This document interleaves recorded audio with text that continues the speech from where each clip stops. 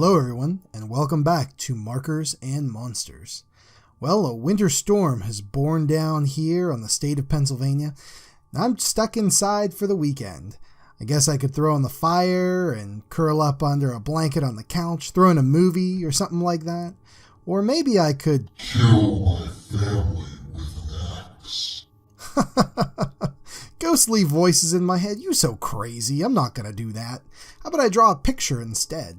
How about I draw a picture of The Shining, another of my favorite winter-themed horror movies. Now, this movie came out in 1980, based, of course, off of the Stephen King novel of the same name. And this movie was directed by Stanley Kubrick, one of the most famous and influential directors of all time. Interesting movie. We can't really talk about it without talking about its relationship to the book.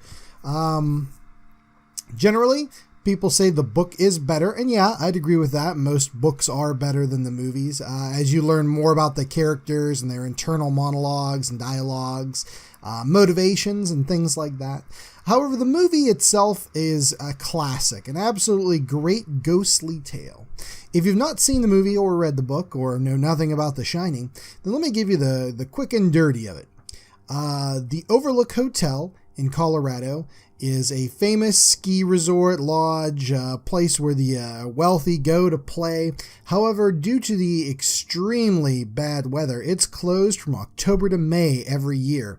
25 miles away from the nearest town, it just gets snowed in.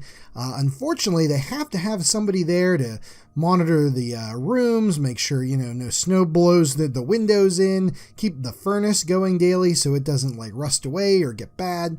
And to that end, this year, they've hired Jack Torrance, a failed writer/teacher who's looking for the solitude so he can get up there and just kind of write, and get his novel published, all that kind of fun stuff. He takes his wife, Wendy, and his young son, Danny, up as well. They're going to be stuck there all winter, all alone, and bad things begin to happen. Now, Danny, interestingly enough, has what's called The Shining, which is basically telepathy to a degree. He's freaked out by this hotel because of all the bad mojo that's going on in his brain area. And so he's upset about it. His mom thinks he's just a kid, you're just a kid. You don't know anything. You're just imagining all of this. And meanwhile, Jack starts going banana wacky as the solitude and maybe some ghosts start influencing his mind. That's the long and the short of it there. What makes the book so good, again, is Stephen King's writing style is very, very amazing in terms of describing what's happening, as well as what the characters are feeling inside, what's going on in their heads, and what they're doing. It makes all of the characters, even the bad ones, or the ones that are doing things that aren't good at the time, very compelling, which is great. In the movie, yeah, that's hard pressed to they're hard pressed to really get into what the characters' internal dialogues are and what their motivations are, but that actually works in its favor as it lends a creepy atmosphere and a vibe where you never know exactly what's going on, and I think that's kind of the genius of Stanley Kubrick. Now, a lot of people also will point out that Stanley Kubrick, being the meticulous director he was, there were no real accidents. If something bad happened, on film, if you're like, oh, well, that's not right, that's bad editing. Well, it was never bad. It was always done purposefully. He'd do hundreds of takes with his actors to get the right mood, and he'd also have the people that design the sets and stuff move things like furniture around in the background. Normally when you do a take, if you're in the, say, cafeteria, all of the chairs are set up a certain way, and you'll want to have continuity between takes and edits and stuff by having those chairs all exactly the same way the next time you see them on film. Not so in The Shining, as everything seems to move around just a little bit. It gives a weird hint of unease in the film, and that works to its advantage, as you're always like, are ghosts moving things? What's happening? Very cool stuff. Now, as you can see here, I am drawing Jack. He is heading into the maze with the axe, like at the end of the film. And also, the Overlook Hotel looms up there in the background with the mountain behind it. Now, those roofs are unequal, and that's actually purposeful. It's not just me being a bad artist this time, you guys. The roofs of the Timberline Lodge, which they used for the exterior shots and the basis in The Shining, were uneven like that. They're different levels, which is pretty cool. They actually made a giant facade of the Timberline Lodge that they filmed in front of. So pretty wild stuff that they actually did this. Same with the hedge maze that plays a central part near the end of the movie. That too is something they built on a giant soundstage, which is actually a pretty interesting maze. People would get stuck in it during the filming of the movie.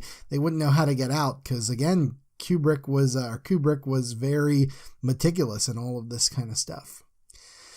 Now, as you can see, I'm putting in some snow here. I want to keep it the colors pretty muted on that, as this is going to be more of a night scene. I don't want to make it completely dark because then, heck, you wouldn't see anything. But keeping everything with cool grays and snowy is going to make it look just more of a cold feeling is what I want to get out there to you guys. And after we're done inking, you're going to see I'm going to put in a terrific snowstorm here. Now, as I've read on the internet, I don't know if this is still true or if it's just some urban legend or whatever, but apparently the people that winter over at Antarctic research stations, their general tradition is to watch The Thing, which was our last video, and The Shining back to back right before the last boat leaves for the wintertime, leaving them essentially stranded there for a couple of months until the ices get better and people can get back in. I wonder if that's true or if it's still true, or maybe they're watching different movies. I don't know. Maybe they're watching, I don't know, what's a cold themed movie. Isn't one of those underworld movies set in an ice area? I can't remember. But I like to think that they're still watching The Thing and The Shining as the last boat leaves and they start to wonder, maybe this wasn't such a good idea being here. Anyway, as you can see, I'm starting the inking process here with Jack. He's all bunched up and curled up. Kind of gives him a big head look there as he's leaning forward, but that's okay. And using the really thin liner pen there for his stubble on his face. We'll take a look at the details here a little bit later in the video and take a look. I wanted to make his jacket very dark, and same with his pants, so you can barely see the color in them, but it makes the figure pop out too. And that axe there too, that silver-plated fire axe, was a lot of fun to draw in. I really enjoyed it.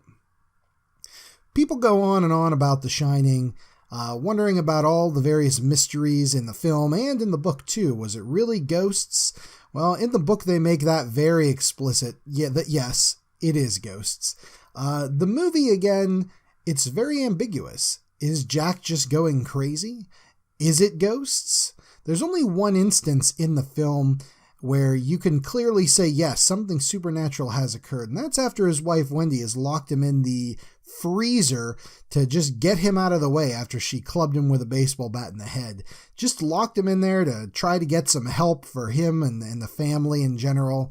And eventually the ghosts start talking to him and they let him out. The door unlocks itself. Now, every other scene in the movie you can say, was it really supernatural or is that just a coincidence? But that meat locker scene really lends some credence to the whole it's actually ghost theory. So, pretty neat stuff. I really like the acting in this movie. I really like the atmosphere, and I'll tell you too, might as well talk about it now. I really like art films kind of like this. Art films are generally films that they're more focused on things like plot and atmosphere and mood rather than pure action or anything. To that end, they're usually very, very long, very, very methodical, or even boring, one might say. But I kind of dig that style. The Shining, of course, is a pretty good example. You've also got things like 2001: A Space Odyssey, and some other favorites of mine like Beyond the Black Rainbow, a recent sci-fi thriller. These movies move at a glacial pace, but it's very cool to kind of watch them unfold like that, and it definitely gets you in that, spooky mood, I feel, a lot with the droning soundscapes and whatnot. Let's put in the snow here, guys, and make this look like a winter snowstorm's coming in. Put some snow on Jack's hair and jacket and hands and stuff, and really pop that out. Add in a little blush, and I think we're about done. Let's get this sucker signed up and take a look at the scan.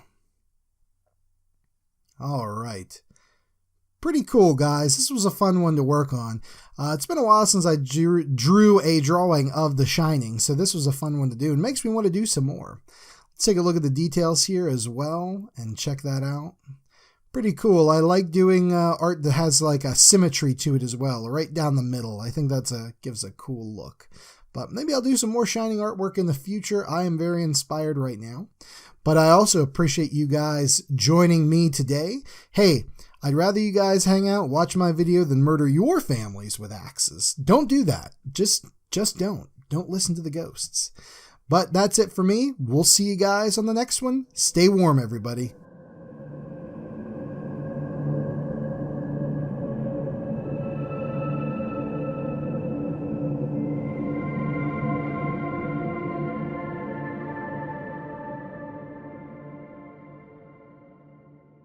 I wish we could stay here forever, ever.